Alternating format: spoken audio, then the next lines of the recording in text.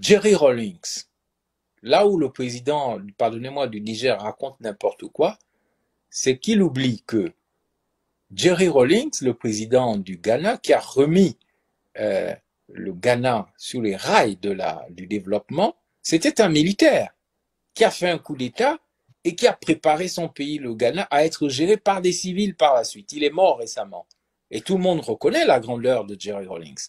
Les gens oublient que Paul Kagame, le président du Rwanda, est un militaire qui a fait la guerre et qui a pris le pouvoir par les armes et qui a permis de mettre le Rwanda sur les rails du développement quasiment à la limite de l'émergence dans lequel il est. Les gens oublient que même en France, le général de Gaulle a dû faire ce que François Mitterrand a appelé le coup d'État permanent.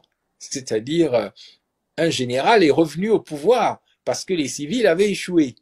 Et ça a donné la Cinquième République dirigée par des civils. Pourquoi? Parce que normalement, le rôle de l'armée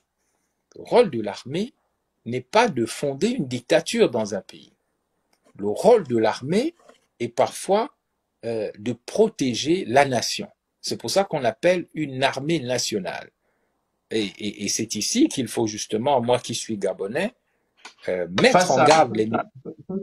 face à l'instabilité gouvernementale, comme ce fut Mais le cas en France. face à toute forme d'instabilité, ça peut être une agression extérieure, une agression, un complot intérieur, et ça peut être toute forme d'instabilité.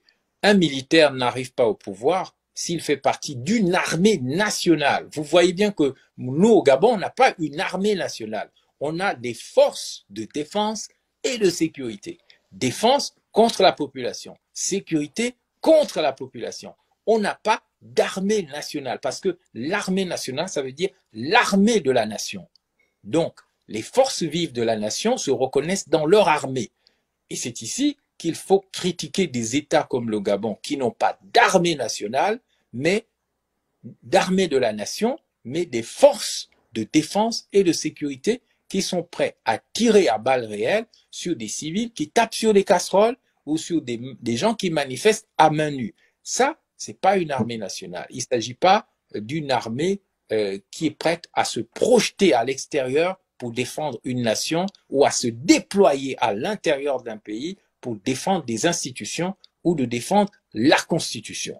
Donc, moi, je considère que l'armée malienne est une armée nationale qui s'est déployée pour défendre les institutions.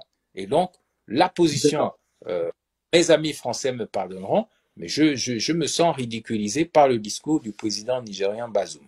Ça insulte mon intelligence. Je ne peux pas être d'accord avec ça.